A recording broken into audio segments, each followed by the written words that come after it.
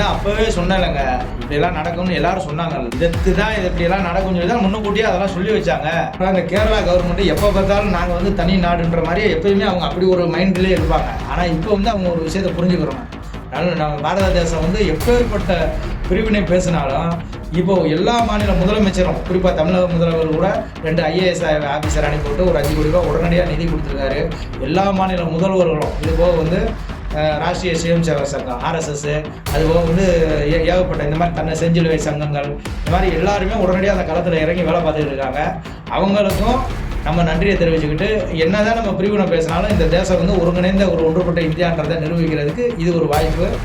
மக்கள் வந்து அதாவது அந்த பேரிடர் மீட்புல உள்ளவங்களுக்கு நாங்கள் வணக்கத்தையும் தெரிவிச்சுக்கிட்டு நன்றியும் தெரிவிச்சுக்கிறோம். இது வந்து ஒன்றுபட்ட தேசன்றதுக்கு இது ஒரு எடுத்துக்காட்டு. வணக்கம் மக்களே.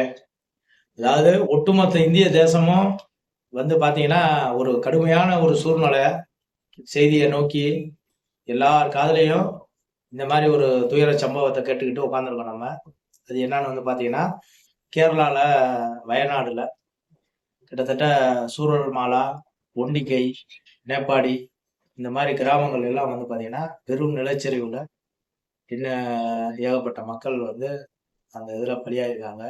இன்னைக்கு வரைக்குமே ஒரு 150 மக்கள் அதாவது இந்த மாதிரி மனித உடல்களை எடுத்திருக்காங்க. அது அவங்க அத்தனை பேருக்கும் வந்து உண்மை டிவி சார்பாக ஆழ்ந்த இரங்கலையும் அவங்க ஆன்மா சாந்தி அடையணும்னு வேண்டிக்கிட்டு நம்ம இந்த வீடியோவை பார்ப்போம்.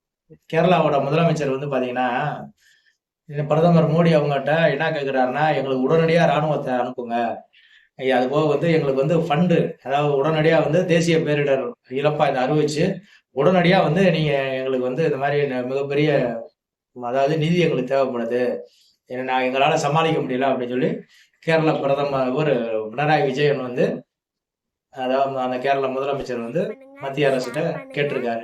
இந்த செய்திகள்லாம் இப்போ நீங்கள் எல்லாம் இன்னைக்கு பார்த்துக்கிட்டு இருக்கீங்க.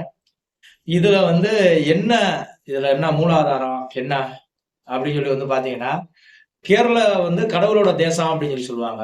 ஏன் அது கடவுளோட தேசம் அப்படின்னு சொல்றாங்க? ஏன் மற்ற மாநிலங்கள்லாம் இருக்கு, ஏன் அதை மட்டும் பர்டிகுலரா கடவுளோட தேசம் அப்படின்னு சொல்லி சொல்றாங்கன்னு வந்து பாத்தீங்கன்னா, பல பேருக்கு தெரிஞ்சிருக்கும். இதான் உண்மை டிவி வேலை, நீங்களும் தெரிஞ்சுக்கோங்க.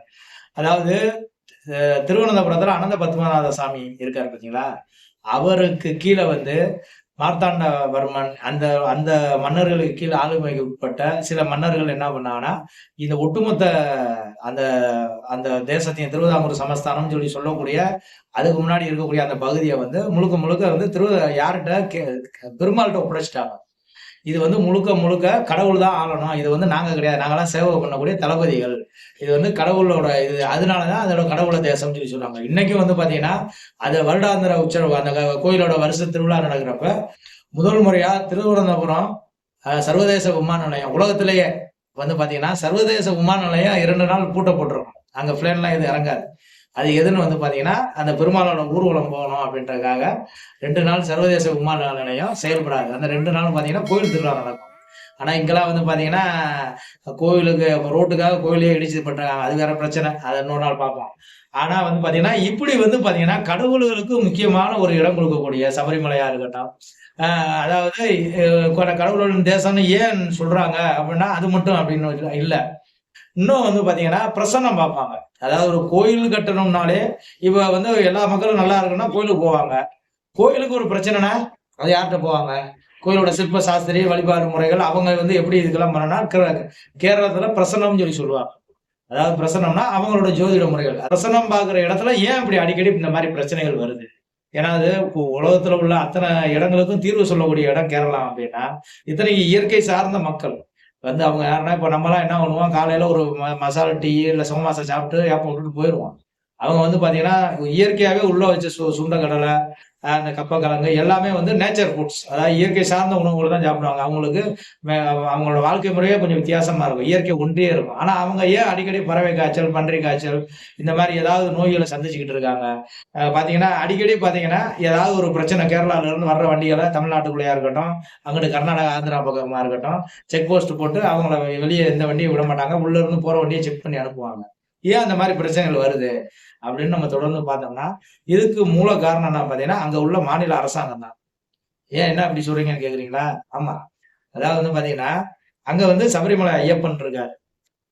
சபரிமலையில ஐயப்பன் இருக்காருன்னா இவங்க சும்மா இல்லாம ஏதாவது போய் அங்க போய் டிஸ்டர்பன்ஸ் பண்ணிக்கிட்டே இருப்பாங்க. குறிப்பா வந்து பாத்தீங்கன்னா இந்த என்னைக்கு அங்க உள்ள அது 2 கவர்மெண்ட்டுமே தான், காங்கிரஸ் கம்யூனிஸ்ட் தான் மாத்தி மாத்தி அங்க ஆட்சியில இருக்காங்க. யாருமே வந்து பாத்தீங்கன்னா அந்த மக்களோட உணர்வுகளை புரிஞ்சுக்கிற மாதிரி வந்து அவங்க வந்து கிடையாது. இப்போ சபரிமலையில வந்து தேவசம் போர்டு இருக்கு. அந்த தேவசம் போர்ட எந்த கேள்விகளும் கேட்காம இவங்களா ஏதாவது திடீர்னு அதாவது பெரியவர்கள் இருக்காங்கல்ல, அந்த மாதிரி மேம்பட்ட மக்கள் என்ன சொல்றாங்கன்னா, இப்போ உள்ள கேரளால அடிக்கடி ஏற்படக்கூடிய இந்த மாதிரி விபத்துகள், இந்த பேரிடர், இயற்கை சீற்றங்கள் இதுக்கெல்லாம் காரணம் வந்து பாத்தீங்கன்னா இவங்க வந்து அந்த மக்களோட விஷயங்கள்ல கை வைக்கிறது தான் அப்படின்னு சொல்றாங்க. என்ன மாதிரி கை வைக்கிறாங்க பாத்தீங்கன்னா, சபரிமலை ஐயப்பன் கோயில்ல வந்து உதாரணத்துக்கு வந்து 10 வயசுல இருந்து 50 வயசுக்கு உள்ள, 10 வயசுக்கு மேற்பட்டு 50 வயசுக்கு உள்ளவங்க பெண்கள் வந்து கோயிலுக்கு போகக்கூடாது, சன்னிதானத்துக்கு போக முடியாது அப்படின்னு ஒரு ஒரு ஒரு நடைமுறையா காலங்காலமா ஒரு இதை பராமரிச்சுட்டு வர்றாங்க. அந்த விஷயத்த கொண்டு வந்துகிட்டு இருக்காங்க. இதை வந்து ஏற்று வந்து கோர்ட் அப்பீல் பண்றப்ப அதுக்கு வந்து ஆதரவு கொடுத்தது யாருன்னா அங்க உள்ள மாநில அரசு. அது வந்து சுப்ரீம் கோர்ட்ல வந்து 2018 ஒரு தீர்ப்பு கொடுக்குறாங்க. தொடர்ந்து அப்பப்போ இந்த கோர்ட்டு கேரளா கோர்ட்ல நடக்கும், அதுக்குள்ளேயே நடந்து முடிஞ்சுக்கிட்டு இருக்கும். ஆனா வந்து 2018 காலகட்டங்கள்ல வந்து பாத்தீங்கன்னா அது வந்து சுப்ரீம் கோர்ட்டுக்கு போயிருச்சு. அப்போ வந்து சுப்ரீம் கோர்ட்ல 2018 வந்து ஒரு தீர்ப்பு கொடுக்குறாங்க. அங்க வந்து எல்லா கோயில் மாதிரி தரிசனம் பண்ணலாம்ல, ஏன் இயற்கை நீங்க மையமா வச்சு இப்ப பெண்களை ஒதுக்குறீங்க, அவங்க வந்து அப்படின்ற மாதிரி அவங்க வழிபாட்டு உரிமை மாதிரி கொண்டு போயிட்டாங்க. ஆனா அதுல வந்து ஒரு புனிதர் புனிதம் இருக்குன்னா உங்களுக்கு தெரியும். பொதுவாகவே வந்து பெண்கள் மாதவிடாய் காலங்கள்ல வந்து கோயிலுக்கு வரக்கூடாது அப்படின்னு ஏன் நம்ம சொல்றோம் அப்படின்னா, அவங்களுக்கு அந்த டயத்துல வந்து டயர்ட்னஸ் இருக்கும். அதுல உள்ள தேவையில்லாத கிருமிகள் இருக்கும். அது வந்து ஒரு புனிதமா எல்லாரும் ஒரு இடத்துல புழங்கி நல்ல வைப்ரேஷன் எடுத்துட்டு போகக்கூடிய இடங்கள்ல அவங்க அந்த இடத்துல வந்தாங்கன்னா இவங்களுக்கு வந்து அது நோய் தொற்று வர்றதுக்கு இருக்கு அப்படின்னு சொல்லிதான் பொதுவா கோயில்கள்லயே வந்து மாதவிடாய் காலங்கள்ல பெண்கள் போக மாட்டாங்க. ஆனா இவங்க வந்து அதை வந்து ரொம்ப ஒரு புரட்சி பண்ற மாதிரி பண்ணிக்கிட்டு அங்க உள்ள கம்யூனிஸ்ட் அரசாங்கம் இதை வந்து இது பண்ணி விட்டு 2018 கடைசியில ஆரம்பிச்சு ஒரு போராட்டம், மிகப்பெரிய போராட்டம் இந்திய அளவுல வந்து நடந்துகிட்டு இருந்துச்சு. அதை வந்து தடுக்கிறதுக்கு ஒரு டீம் ரொம்ப முயற்சி பண்ணியிருந்தாங்க. இதெல்லாம் தாண்டி 2019 ஜனவரியில வந்து பாத்தீங்கன்னா ஒரு பெண்கள் வந்து அதுக்குள்ள போயிட்டாங்க. இருமுடியை கட்டி உள்ள போய் ஒரு பெரிய விஷயம் ஆயிடுச்சு. அந்த அதுல அவங்க அந்த இருமுடிக்குள்ள என்ன வச்சு கொண்டு போனாங்க அப்படின்னு வந்து பாத்தீங்கன்னா ரொம்ப கீழ்த்தரமான விஷயம். புரியுதா உங்களுக்கு? அவங்க அந்த இருமுடிக்குள்ள என்ன வச்சு போறாங்கன்ற இதுல பெண்கள்லாம் நீங்க பாக்குறீங்க, அதை நான் சொல்லக்கூடாது. அவங்க என்ன வச்சுட்டு போனாங்கன்னு நீங்க போய் சர்ச் பண்ணி நீங்க பாத்துக்கலாம். அந்த மாதிரி அதை தாண்டி உள்ள போனோடனே அப்போ வந்து கோயிலை நட சாத்தி நம்பூதிரிகள் அதுக்கு உண்டான பரிகாரங்கள் பண்ண ஆரம்பிச்சாங்க. அதை பண்ண ஆரம்பிச்சதுக்கு அப்புறம் வந்து பாத்தீங்கன்னா அந்த 2018 கடைசி 19 வந்து மிகப்பெரிய பேரழிவு கேரளா.